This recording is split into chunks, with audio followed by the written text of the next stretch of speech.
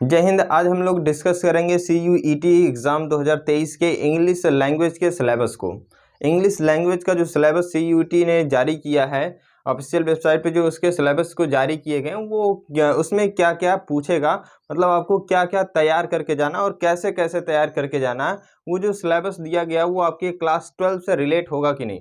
मैं बता दूं कि जो CUET है एग्ज़ाम है, ये अंडर ग्रेजुएट के लिए, मतलब आप इसके थ्रू BA BSc ये फॉर्म अप्लाई करेंगे। ठीक है, इनके लिए क्या करेंगे, विभिन्न यूनिवर्सिटियों में आप फॉर्म अप्लाई करेंगे। उसके लिए बाद आपके क्या होगी, काउंसलिंग होगी, और वहाँ पे अगर सिलेक्शन हो जाता है, आपके अच्छे मार्क आते हैं, तो आप वहाँ पे एडमिशन ले सकते हैं और कुछ इससे ज़्यादा नहीं होगा। तो जो इंटर पास कर लिए हैं और उनके लिए कि उनको जानना ज़रूरी है कि इंग्लिश के सिलेबस क्या है और कैसे इसको तैयार करें। इंटर से ये मिलेगा कि नहीं मिलेगा, कितना और ज़्यादा पढ़ना पड़ेगा, ये सारी चीज़ें हम लोग डिस्कस करेंगे। तो चलिए देखते हैं, let's see. Language, English language का जो CUET 2023 एग्जाम के लिए जो सिलेबस दिया गया वो क्या दिया गया है वेबसाइट पर। तो जो ऑफिशियल वेबसाइट है NTA की, उस पर ये सारी चीज़ें दी गई है, आप वहाँ पर भी जाकर देख सकते हैं। मैं यहाँ एक्सप्लेन करूँगा कि कौन सी टॉपिक आपको पूछने वाली है। ठीक है, तो कोई भी लैंग्वेज हो, इंग्लिश हो, हिंदी हो, मराठी हो, गुजराती, मतलब कोई भी लैंग्वेज हो, सबका पैटर्न सेम रहने वाला है, बस क्वेश्चन उसके बेसिस पे आएंगे। ठीक है जी। तो सबसे पहले कि लैंग्वेज में 50 को क्वेश्चन दिए जाएंगे। सबसे पहले क्या दिए हैं, 50 को क्वेश्चन पूछे जाएंगे। 50 में से आपको 40 अटेम्प्ट करने रहेंगे। कितने अटेम्प्ट करने रहेंगे, 40। इसमें 10 को एक्स्ट्रा दिया रहेगा। ठीक है जी। तो 50 क्वेश्चन हमारे पास हो गए। 50 क्वेश्चन में से हमें अटेम्प्ट कितना करना है, 40 अटेम्प्ट करना है। ठीक है, तो 50 में से 40 अटेम्प्ट कर लिए, 10 क्वेश्चन बच गए, तो वो 10 एक्स्ट्रा है। आप मतलब 50 में से कोई भी 40 अटेम्प्ट कर सकते हैं या कोई भी 10 छोड़ सकते हैं। ठीक है, मतलब आपको जो जो आ रहा है उसको अटेम्प्ट करिए, जो नहीं आ रहा है उसको छोड़ दीजिए। ठीक है, तो आपके फायदे के लिए। चलिए, अब इसमें क्या होगा कि अगर आप इसमें से एक क्वेश्चन सही करते हैं तो आपको इस पे मिलेंगे 5 नंबर। अगर एक क्वेश्चन गलत करते हैं तो इस पे मिलेंगे आपको -1 नंबर। तो 5 नंबर इस क्वेश्चन जो गलत किए उसका तो जाएगा ही, 1 नंबर एक्स्ट्रा कट जाएगा, जो सही रहेगा उसमें से भी 1 नंबर कट जाएगा। ठीक है जी। तो मतलब एक क्वेश्चन गलत करते हैं तो आपके माइनस होंगे कितने, 5 जो वैल्यू है उस क्वेश्चन की वो कट जाएगी और एक एक्स्ट्रा नंबर काटा जाएगा। इसमें मतलब इसमें माइनस मार्किंग है। अगर आप क्वेश्चन को अटेम्प्ट ही नहीं करते हैं तो आपका ना इस पे कोई नंबर मिलेगा, ना एक भी नंबर कटेगा। यानी आप क्वेश्चन को अगर नहीं आ रहा तो 9 अटेम्प्ट करें, जो -1 नंबर हो रहा है उससे बच जाएंगे। ठीक है जी। देखो, अब हम लोग सिलेबस को डिस्कस कर लेते हैं। तो ये इंग्लिश का जो सिलेबस है वो साफ साफ लिखा गया है कि जो इंग्लिश का सिलेबस उसमें लिखा गया है वो लिमिटेड नहीं है। ठीक है, मतलब इसकी लिमिट नहीं है कि कहाँ तक पूछा जाएगा। तो जो कुछ उसके सिलेबस में लिखे कुछ कुछ दे दिए हैं, आपको दिख रहा होगा यहाँ पे साइड की स्क्रीन पे। तो जो सिलेबस लिख के दिए हैं उसको तो बताया जाएगा, लेकिन लिमिटेड टू जो लिखा गया है, नॉट लिमिटेड टू, काहे लिए लिखा गया ये भी बताया जाएगा। तो सबसे पहले लिखा है RC। ठीक है जी, आपको दिख रहा होगा रीडिंग कम्प्रीहेंशन। जो रीडिंग कम्प्रीहेंशन में पैसेज दिए जाते हैं उनको पढ़ के रीड करके हमें क्या करना होता है, उसके क्वेश्चन के आंसर देने होते हैं। ठीक है, तो जो हमारे पैसेज आएंगे, आप अगर हाल ही में इंटर का परीक्षा दिए होंगे तभी आप अंडर ग्रेजुएट के लिए CUET का फॉर्म अप्लाई करेंगे। ठीक है जी। तो अगर आप क्या करें, इंटर अप्लाई पास किए होंगे तो उसमें इंग्लिश में क्या है, आपको अनसीन पैसेज दिया गया था, तो उसके पैसेज को पढ़ के आप क्वेश्चन के आंसर दिए होंगे। ठीक है, तो वही क्या है, रीडिंग कम्प्रीहेंशन है और कोई दूसरा चीज नहीं है रीडिंग कम्प्रीहेंशन। ठीक है, तो जो रीडिंग कम्प्रीहेंशन में आने वाला पैसेज है वो 3 तरह के आएंगे। ठीक है जी, 3 वो पैसेज आएंगे रीडिंग कम्प्रीहेंशन से। कितने आएंगे, 3 पैसेज दिए जाएंगे। कितने पैसेज, 3 पैसेज। तीनों पैसेज में से या तो 5 क्वेश्चन पूछेगा प्रत्येक पैसेज से, या तो 5 या तो 6 क्वेश्चन प्रत्येक पैसेज से पूछ सकता है, या तो हो सकता है किसी में 5 पूछ ले, किसी में 6 पूछ ले। कुल मैक्सिमम नंबर ऑफ कम्प्रीहेंशन जो आने वाले हैं वो 15 या 18 तक आएंगे। ठीक है जी, 15 to 18 के बीच में ही क्या करेंगे, वो क्वेश्चन पूछेगा आपसे रीडिंग कम्प्रीहेंशन से। समझिए। अब देखिए, अब जो ये रीडिंग कम्प्रीहेंशन में 3 को पैसेज देगा वो 3 टाइप के हो सकते हैं, या एक ही टाइप्स का आ सकता है, या तो 2 टाइप्स के आ सकते हैं। मतलब 3 टाइप्स के वो पैसेज देने के लिए बात है कहिए। पहला कहा कि फैक्चुअल पैसेज देंगे। कैसे पैसेज देंगे, फैक्चुअल पैसेज, मतलब ऐसे पैसेज होंगे जो किसी फैक्ट पर आधारित होंगे, मतलब किसी तथ्य को बताते रहे होंगे। ठीक है, जैसे आप उठा लेंगे फोटोसिंथेसिस, तो फोटोसिंथेसिस के बारे में अगर लिख के दे दिया कोई पैसेज तो फैक्ट हो गया। ये क्या है, तो नॉलेज वाला फैक्ट है ना, जिससे नॉलेज पता चलती है, किसी चीज़ के बारे में बताया जाता है, वो फैक्चुअल पैसेज होता है। ठीक है, जैसे फोटोसिंथेसिस में आपको पेड़ पौधों के भोजन निर्माण की विधियों को बताया जाएगा ना, जैसे कैसे वो उसको निर्मित करते हैं, कैसे वो उसमें से O2 जो रिलीज होती है, कैसे CO2 का यूज करते हैं, किस प्रकार से उसमें केमिकल रिएक्शन के दौरान क्या बनता है, उनका फूड का निर्माण होता है। ठीक है जी, तो ये सारी चीज़ें उसमें फैक्ट दिया रहेगा। तो फैक्चुअल क्वेश्चन, जो फैक्चुअल पैसेज होता है, बड़ी आसान होता है। इसमें क्या होते हैं, डायरेक्ट क्वेश्चन पूछे जाते हैं। पूछेगा कि फोटोसिंथेसिस में कौन सी गैस रिलीज होती है, तो आप डायरेक्ट जान जाएंगे कौन सी रिलीज होती है, O2। डायरेक्ट टिक करके आएंगे, उसमें लिखा भी रहेगा पैसेज में, पढ़ेंगे तो आपको बहुत जल्दी से समझ में आ जाएगा। फैक्चुअल पैसेज का एग्जाम्पल देख सकते हैं। ठीक है,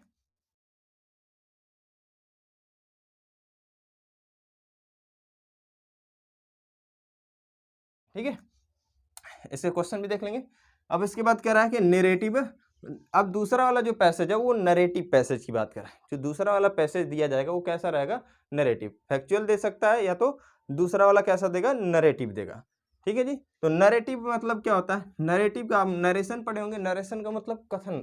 ठीक है जी, किसी व्यक्ति द्वारा कही हुई बात। तो नरेटिव में ऐसा दिया जाएगा, किसी नरेटर द्वारा कहे गए पैसेज को दिया जाएगा। ठीक है जी, मतलब इसको हम लोग कहते हैं स्टोरी टेलिंग। ठीक है जी, ये क्या होगा, किसी के द्वारा बताई गई कहानी होगी। क्या होगी, किसी नरेटर द्वारा कई भी बात होगी, या किसी को द्वारा बताई गई कहानी पर बेस्ड होगा। इसी को हम लोग क्या कहते हैं, नरेटर, नरेटिव पैसेज कहेंगे, या तो स्टोरी टेलिंग कहेंगे। ठीक है जी, कोई भी स्टोरी हो सकती है। जैसे आप अगर इंटर पास किए होंगे तो उसमें एक तो लॉस्ट स्प्रिंग था। लॉस्ट स्प्रिंग नामक चैप्टर जो था सेकंड वाला, उसमें क्या है, एक तो साहेब नाम का लड़का था, उसके स्टोरी जो एनीस जंग थी, एनीस जंग ने उसकी स्टोरी को बताया, तो उसका अगर पैसेज दे दिया तो वो क्या होगा, स्टोरी टेलिंग यानी नरेटिव हो गया। समझ गए जी, तो इस प्रकार के जो पैसेज होंगे उनको नरेटिव पैसेज कहेंगे। जैसे एग्जांपल देख सकते हैं। तीसरा वाला जो पैसेज है वो क्या होगा, लिटरेसी होगा, यानी लिटरेचर पर आधारित होगा। लिटरेचर आपको देखो, आप इंटर के बाद ही है सब कुछ। ठीक है, तो इंटर जस्ट पास किए तब आप क्या करेंगे, अंडर ग्रेजुएट के लिए यानी यूजी के लिए आप क्या करेंगे, CUET का फॉर्म अप्लाई करेंगे। तो जो बुक होगी आपकी इंग्लिश वाली, उस पर देखेंगे तो लिखा रहेगा खूब मोटी अक्षरों में लिटरेचर। ठीक है, तो यही वही लिटरेसी है।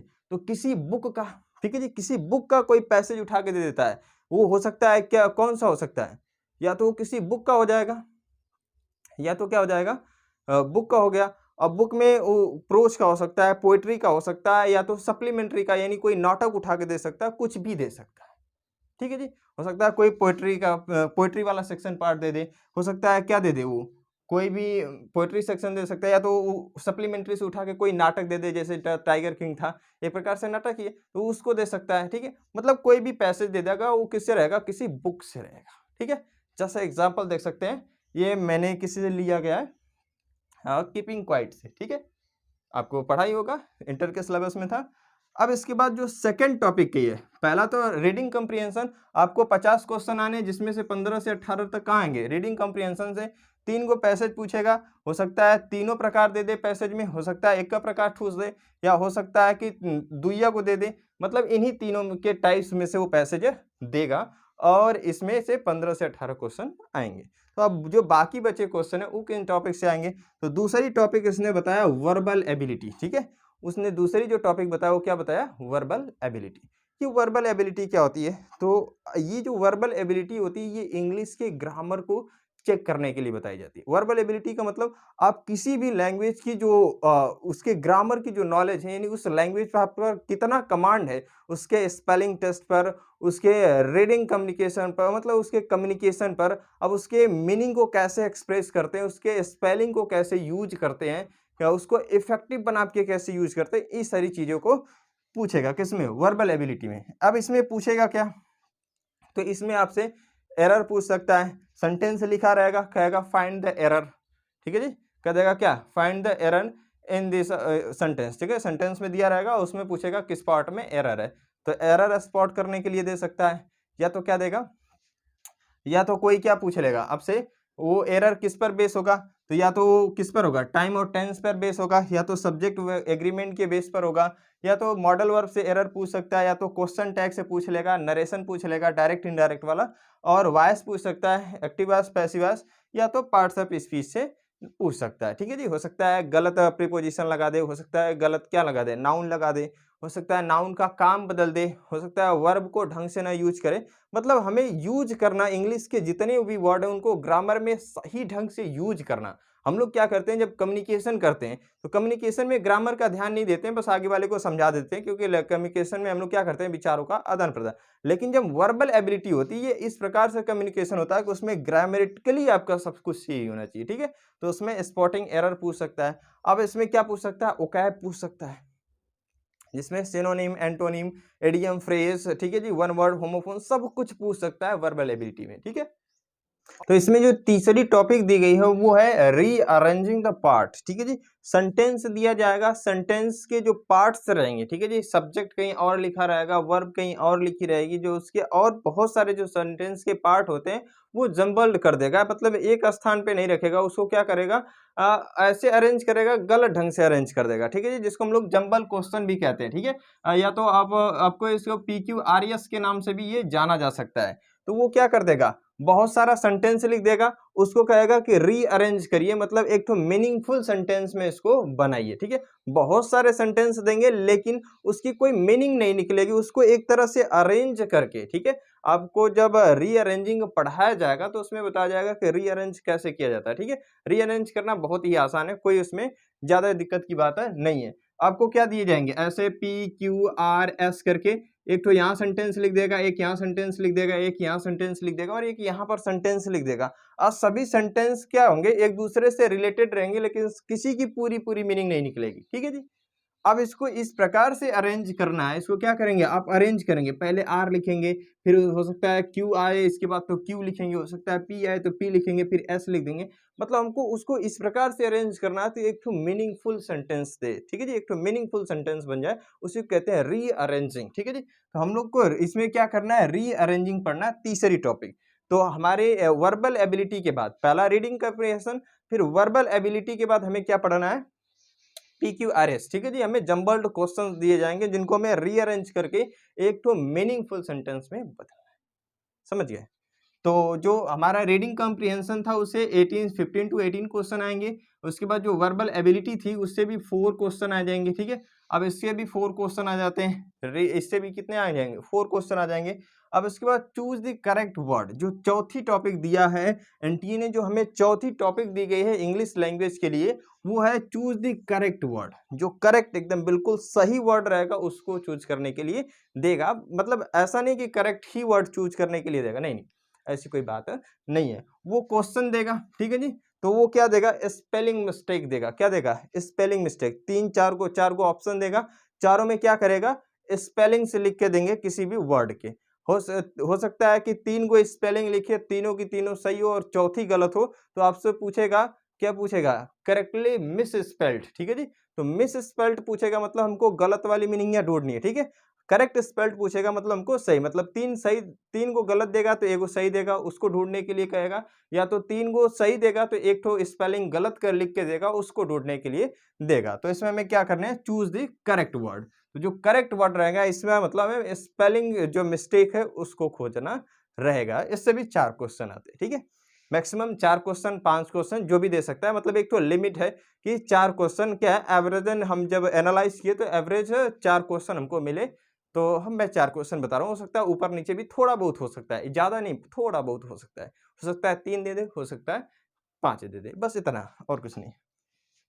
इसके बाद जो लास्ट टॉपिक है हमारे हिसाब से, तो लास्ट टॉपिक है, इसने 2 टॉपिक और जोड़े हैं, इन्होंने 6 टॉपिक दिए, रीडिंग कंप्रीहेंशन, वर्बल एबिलिटी, और उसके बाद रीअरेंजिंग, फिर इसके बाद क्या दे दिया इन्होंने, करेक्ट वर्ड दे दिया, फिर इसके बाद इन्होंने सिनोनिम्स एंटोनिम्स दे दिया, जो कि ओकैब का ही सब पार्ट है। ठीक है जी, तो ये जो ओकैबुलरी इन्होंने लास्ट में दे रखा, उसी का एक तो सब पार्ट क्या दे दिया इन्होंने, सिनोनिम्स एंटोनिम। तो मैंने इनको 5 टॉपिक में ही कन्वर्ट कर दिया, क्योंकि वोकैबुलरी के ही पार्ट होते हैं सिनोनिम्स एंटोनिम्स। ठीक है जी, अब इस वोकैबुलरी में क्या क्या पूछ सकता है आपको, तो पहला बात तो ये सिनोनिम्स एंटोनिम्स पूछ लेगा, जो आपको बहुत बढ़िया तरीके से आते होंगे। सिनोनिम्स का मतलब कोई ऐसे वर्ड्स, ठीक है जी, कोई ऐसे दो या दो से अधिक वर्ड जिनकी मीनिंग जो हो या तो सेम टू सेम हो या तो मिलती जुलती हो, ठीक है जी, लाइक एक दूसरे के जैसे साउंड का मीनिंग देते हो, ठीक है जी, उसी को हम लोग क्या कहते हैं, सिनोनिम्स कहते हैं, ठीक है। जैसे मैं कह दूं, जैसे मैं क्या कह दूं, लाइट, लाइट मीन्स क्या हो जाएगा,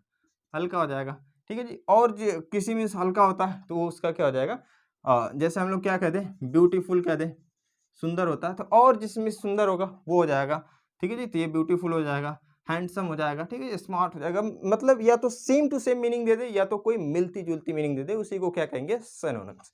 एंटोनिम क्या हो जाएगा, कोई ऐसे वर्ड्स दिए जाएंगे, कोई ऐसा वर्ड देगा, उसका पूछेगा अपोजिट मीनिंग वाला वर्ड पूछेगा, ठीक है। तो वर्ड का हमें क्या खोजना पड़ेगा, अपोजिट मीनिंग वाला वर्ड खोजना पड़ेगा, उसी को एंटोनिम कहा जाएगा। फिर इसके बाद तीसरा होमोफोन, तीसरा क्या है, होमोफोन्स। तो होमोफोन्स क्या होंगे, तो जो होमोफोन्स होते हैं, होमो का मतलब होता है सेम साउंड वाले, ठीक है। होमोफोन्स क्या होते हैं, ऐसे दो गो वर्ड दिए जाएंगे जिनकी दोनों की दोनों क्या आएगी, मीनिंग एकदम सेम साउंड की आएगी। जैसे मैंने आपको टेस्ट करा, कोचिंग में टेस्ट मैंने कराया था, तो उसमें दिया गया था सेल, CELL, और एक ठो SELL दिया गया था। तो दोनों को हम लोग सेल पढ़ते हैं, लेकिन दोनों की मीनिंग डिफरेंट रहेगी। तो सेम प्रोनाउंसिएशन होगा लेकिन मीनिंग में क्या रहेगा, डिफरेंट रहेगा। क्लास 12 के एग्जाम में भी पूछा गया होगा आपको, ठीक है जी। उसमें क्या पूछा गया था मैं तो भूल गया थोड़ा सा, लेकिन उसमें भी क्या एक तो होमोफोन्स आया हुआ था, बड़ी आसान था। उसमें जो भी होमोफोन्स आया था वो बड़ी आसान था, आसान नहीं था। होमोफोन समझ गया जी, सेम साउंड वाले लेकिन मीनिंग क्या होगी, डिफरेंट होगी, ठीक है। उनको पूछ सकता है, या तो वन वर्ड सब्स्टिट्यूशन पूछेगा। वन वर्ड क्या पूछेगा, सब्स्टिट्यूशन पूछेगा। तो सब्स्टिट्यूट का मतलब होता है क्या, रिप्लेस करना। सब्स्टिट्यूट का मतलब क्या होता है, रिप्लेस करना। जैसे हम लोग सुने होंगे ना कि जो Surya Kumar Yadav is the best substitution of Virat Kohli, ठीक है जी। तो मतलब सब्स्टिट्यूशन का मतलब रिप्लेसमेंट, मतलब विराट कोहली को हटा दिया जाए तो उसके जगह पर सूर्य कुमार यादव क्या हो जाएगा, बिल्कुल फिट हो जाएगा, ठीक है। ऐसा हो नहीं सकता, जो कोहली है इज अ ग्रेट क्रिकेटर, तो ऐसा नहीं कर सकते। बस एक तो रिप्लेसमेंट, जैसे ये मैं मार्कर ले लेता हूँ, खुनसाया कह रहे हो, ठीक है। तो ये जो मार्कर है, मार्कर से हम क्या करते हैं, डिजिटल बोर्ड ले लें तो इस बोर्ड का क्या हो जाएगा, बढ़िया रिप्लेसमेंट हो जाएगा जी, ठीक है। वो भी बोर्ड है, ये भी क्या है, बोर्ड ही है। तो ये क्या हो जाएगा, substitute for the white board, कौन, डिजिटल बोर्ड। वैसे ही हमें क्या खोजना पड़ेगा, तो वो भी बोर्ड का ही काम करेगा, वो भी लिखने का काम करेगा, ये भी क्या करेगा, लिखने वाला ही काम कर रहा है, पढ़ाने वाला ही काम करवा रहा है। तो वह भी क्या रहेगा, हमें एक सेंटेंस दिया रहेगा, उसकी क्या होगी, कुछ ना कुछ मीनिंग निकलेगी। हमें उसके लिए एक ऐसा शब्द लिखना पड़ेगा जो पूरी मीनिंग को रिप्लेस कर दिया, ठीक है जी। जैसे हम कहते हैं कि पाई आप, जैसे हम कहते हैं कि, जैसे हम कह देते हैं क्या,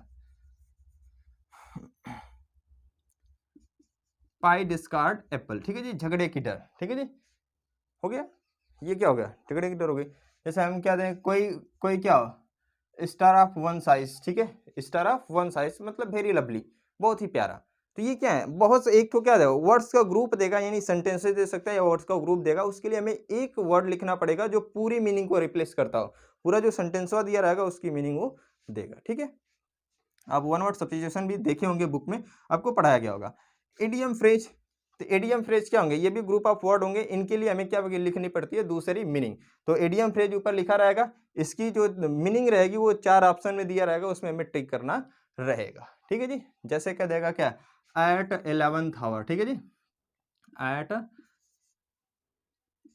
11th आवर, क्या कह दिया, एट 11th आवर, मतलब क्या, एट 11th आवर का मतलब होता है अंतिम क्षणों में, ठीक है, द लास्ट टाइम। तो जो लास्ट टाइम होता है, जो लास्ट मोमेंट होता है, उसी को 11th आवर कहा जाता है। तो इसी की मीनिंग हमें लिखनी पड़ेगी। 4 ऑप्शन देगा, उसमें लिखेगा स्टार्टिंग टाइम, लास्ट टाइम, ठीक है जी, मिडिल टाइम, मतलब वो 4 ऑप्शन देगा, उसमें से एक को हमें टिक करना रहेगा जो इसकी मीनिंग देगा इस इडियम या फ्रेज की, ठीक है जी, समझ गए।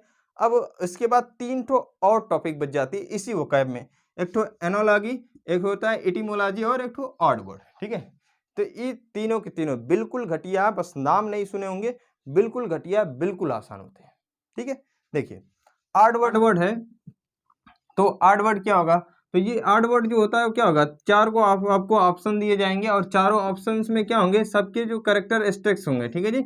उसमें से 3 के तो मिलेंगे लेकिन 1 के नहीं मिलेंगे। कैरेक्टरिस्टिक का मतलब हो सकता है 3 4 को ऑप्शन देगा, 4 में से 3 को वर्ड ऐसे लिखे रहेंगे, उनकी हो सकती है क्वालिटीज मैच करती हो या उनके कैरेक्टरिस्टिक मैच करते हो या कुछ ऐसे उनकी क्वालिटीज होंगी या तो उनके कुछ ऐसे उनकी चीज उनके बारे में होगा जो क्या करता रहेगा, मैच करता रहेगा एक दूसरे से, ठीक है। लेकिन एक तो ऐसा रहेगा जो उनसे बिल्कुल डिफरेंट रहेगा, उसी को ऑड वर्ड कहते हैं, ठीक है। जैसे मैं लिख दूं यहाँ पे, यहाँ पर मैं लिख देता हूँ, जैसे डॉग लिख दूं, ठीक है, डॉग लिख दिया हमने, कैट लिख दिया और हमने क्या लिख दिया, मान लीजिए काऊ लिख दिया, ठीक है। और एक तो मैं कोई बर्ड का नाम दे देता हूँ, जैसे पैरट लिख दिया। तो ये हो गया जी, ये हमारा क्या हो गया, 4 ऑप्शंस हो गए। इसमें पूछेगा 8 वर्ड बताइए, कौन सा वर्ड बताइए, 8 वर्ड बताइए कि 8 वर्ड कौन होगा।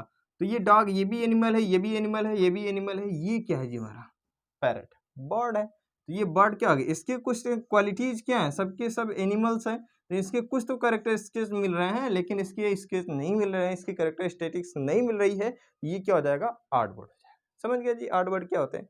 अब इसके बाद आ जाता है हमारा एनालॉगी। एनालॉगी से क्वेश्चन बहुत पूछा हुआ है। तो एनालॉगी क्या होता है कि एक तो पैटर्न देगा आपको, क्या देगा, एक पैटर्न फॉलो करना पड़ेगा, इसमें एक पैटर्न देगा। अब इसको एग्जांपल से समझिए, आप बहुत अच्छे से समझ में आएगा, ठीक है जी। ये क्या देगा, ये भी एक तरह से 8 वर्ड ही होता है, ये एनालॉगी भी। इसमें पैटर्न देगा, जैसे काऊ हो गया, काऊ के बच्चे को हम लोग क्या कहते हैं, काल्फ देंगे। तो एक तो डेफिनेशन दे देगा, कहेगा कि इधर क्या दे देगा, नेम हो जाएगा एंड दियर चिल्ड्रंस नेम, हो गया, उनके बेबीज के नेम दे देगा। तो ऐसे वो क्या देगा, एक तो डेफिनेशन देगा कि ये है इस क्वालिटीज पे बेस्ड है, ऐसे दे देगा। या तो नहीं दिया रहेगा तो अपने से हमें मिलाना पड़ेगा कि ये जो ऐसे हमें एक शब्द दिया गया, उसी के सामने जो दूसरा शब्द दिया गया, इन दोनों के बीच में रिलेशन कैसा है, ठीक है, उनको हमें जज करना पड़ेगा। तो काऊ हो गया, काऊ के बच्चे को हम लोग क्या कहते हैं, काल्फ। हेन हो गई, हेन के हम लोग बच्चे को क्या कहते हैं, चिकन कहते हैं, हो गया। जैसे मदर हो गया, मदर के बच्चे को हम लोग क्या कहेंगे, और डॉटर कह लेते हैं, डॉटर या सन कह लेते हैं, ठीक है, डॉटर हो गया या सन हो गया। और एक तो हम लोग दे देते हैं हॉर्स हो जाए, हॉर्स को हम लोग, ठीक है। तो ये देखिए जी, 2 को वर्ड दिया जाएगा, 4 को ऑप्शन दिए जाएंगे, हर ऑप्शंस में 2-2 को वर्ड दिया जाएगा, 3-3 को वर्ड भी दे सकता है, कहीं कहीं पर दे देता है, ठीक है। तो 2-2 को वर्ड देगा या तो 3-3 को वर्ड भी दे सकता है, कोई दिक्कत नहीं है। लेकिन इनके बीच में जो रिलेशन रहेगा वो एक तो डिफाइंड रिलेशन होगा। अगर सबका रिलेशन सेम टू सेम मिल रहा है तो उसमें एगो ऐसा ऑप्शन दिया जाएगा जिसका रिलेशन नहीं मिलेगा, ठीक है जी। काऊ, कॉल्फ, ये क्या है, इसके बेबीज का नाम है, हेन के बेबीज का नाम चिकन, मदर के बेबीज का नाम डॉटर या सन के लेते हैं, ठीक है। लेकिन हॉर्स के बेबी का नाम डॉग होगा, नहीं होगा। तो ये भी क्या है, ऑड ही तो है, तो ये क्या हो जाएगा, हमारा सही ऑप्शन हो जाएगा, ठीक है। तो ये भी एक तरह से ऑड वर्ड ही है, बस ये किस पर होगा, किसी डेफिनेशन पर, किसी रिलेशन पर आधारित होगा, ठीक है। अब इटिमोलॉजी क्या होती है, तो इटिमोलॉजी क्या होगी, इसको देख लेते हैं। तो जो इटिमोलॉजी का मतलब होता है रूट वर्ड, ठीक है। इससे पहले मैं एक तो शॉर्ट वीडियो बहुत ही ऐसे ही फालतू का बना के डाल दिया था। आइए समझते हैं ओकेबुलरी, ठीक है। तो ओकैब वाले पार्ट में मैंने वहां पे रूट वर्ड दिया था। रूट वर्ड का मतलब क्या होता है, ये जो इटिमोलॉजी का मतलब होता है, कोई भी शब्द रहेगा, कोई भी शब्द, वो ओरिजिन कहाँ से हुआ है, किस लैंग्वेज से ओरिजिन हुआ है, उसका ओरिजिनेशन कहाँ से है, कैसे बना हुआ है, कैसे मीनिंग को एक्सप्रेस करता है, उसी को हम लोग क्या कहते हैं, एटिमोलॉजी कहते हैं। जैसे मैं उसमें जो बताया था वही बता देता हूँ। जैसे हम लिखे थे फिलो, फिलो का मतलब होता है प्रेमी, फिलो का मतलब क्या होता है, प्रेमी होता है, ठीक है। तो फिलो का मतलब क्या हो गया, प्रेमी। अब इसमें जितने भी वर्ड्स जुड़ते जाएंगे उनकी मीनिंग बदलती जाएगी। जैसे हम लिख दें फिलो मैथ, ठीक है जी, फिलो मैथ्स। तो फिलो का मतलब क्या हो गया, प्रेमी, मैथ्स का मतलब यहाँ पर विद्या से, ठीक है जी। तो जो विद्या का प्रेमी है, जो पढ़ाई का प्रेमी है, वो क्या हो जाएगा, फिलो मैथ, ठीक है। तो ये बना कहाँ से है, इसका ओरिजिन कहाँ से है, फिलो से है। तो इसी को कहते हैं रूट वर्ड। एक तो रूट ले लेंगे, एक जड़ ले लेंगे, उसमें बहुत सारी शाखाएं निकलेंगी। मतलब एक वो ऐसा शब्द रहेगा जिसमें बहुत सारी शाखाएं निकल निकल के मारे मीनिंग बनाएंगी, मतलब बहुत सारे फल देंगे, ठीक है। उसी को हम लोग क्या कहते हैं, रूट वर्ड कहते हैं, ठीक है। रूट वर्ड पर आपको वीडियो दिया जाएगा, आप टेंशन नहीं लेंगे, ठीक है जी। तो ये हो गया हमारा ओकेबुलरी वाला पार्ट। तो जो हमारा CUET 2023 जो एग्जाम होने वाला है अंडर ग्रेजुएट यूजी के लिए, उसका सिलेबस हमने डिस्कस किया। इसमें क्या पूछा जाएगा, पहला तो RC है, रीडिंग कंप्रीहेंशन, जिसमें 3 पैसेज पूछे जाएंगे, 3 टाइप के होंगे। वो कौन कौन से होंगे, या तो फैक्चुअल होंगे, फैक्चुअल पैसेज हो सकते हैं, या तो क्या हो जाएंगे नरेटिव पैसेज हो जाएंगे, जिसको स्टोरी टेलिंग भी कहते हैं। फैक्चुअल वाला फैक्ट को बताता है। और जो तीसरा वाला होता है वो क्या होगा, लिटरेसी यानी लिटरेचर पर आधारित होगा, वो किसी बुक का उठा के दे देगा। वो प्रोज का भी हो सकता है, पोएट्री का भी हो सकता है, या सप्लीमेंट्री यानी कोई नाटक भी दे सकता है। ठीक है, तो ये हो गया हमारा उसमें। तो उसमें 15 से 18 क्वेश्चन पूछे जाएंगे। फिर इसने दूसरा जो सेकंड वाला पार्ट दिया वो था वर्बल एबिलिटी। तो वर्बल एबिलिटी में क्या है, उसमें आपको ग्रामर की नॉलेज चेक करेगा कि इंग्लिश में लैंग्वेज में जितनी भी ग्रामर है उसकी ग्रामेटिकली नॉलेज, आपके ग्रामर पर कितनी आपकी पकड़ है, कितना कमांड है, इसको पूछेगा। ठीक है, तो इस जो वर्बल एबिलिटी इसमें क्या क्या पूछ सकता है, आपको स्पॉट एरर पूछ सकता है, एरर छांटने के लिए दे सकता है, फिल इन द ब्लैंक दे सकता है। ठीक है जी, वो क्या देगा, ब्लैंक दे सकता है। ब्लैंक किससे हो सकता है, प्रीपोजिशन से हो सकता है, वर्ब से हो सकता है, मॉडल वर्ब से हो सकता है। ठीक है, ये सारी चीजें। जो एरर देगा हो सकता है active, passive, narration, verb, adverb, मतलब इन्हीं चीजों से देगा जो आपको पीछे टॉपिक्स बताए गए हैं उनसे देगा। तो या तो भरने के लिए देगा, या तो एरर देगा, या तो क्या करेगा, ये सारी फिर उसके बाद क्या होगा, रीअरेंजमेंट है। तीसरी टॉपिक क्या हमारी, रीअरेंजमेंट है। मतलब हमें वर्ड्स को क्या देगा, बहुत सा सेंटेंस दिया जाएगा, जंबल सेंटेंस। उन सभी चीजों के बारे में हम लोग बातचीत कर चुके हैं। देखिए जी, तो उससे 18 क्वेश्चन आएंगे, बाकी से 4-4 क्वेश्चन आते हैं। ठीक है, मतलब 4 से ज्यादा भी हो सकते हैं, किसी में 4 से कम भी हो सकते हैं। टोटली आपको 50 क्वेश्चन पूछेगा, जिसमें से आपको 40 अटेम्प्ट करने रहेंगे, 10 को छोड़ देने रहेंगे। ठीक है, 40 यानी आपको एक क्वेश्चन पे 5 नंबर मिलेगा, तो टोटल 200 नंबर के होंगे। आराम से इसमें करके आप आएंगे। तो आज के लिए बस इतना ही, मिलेंगे नेक्स्ट क्लास में। तैयारी करते रहिए। जय हिंद।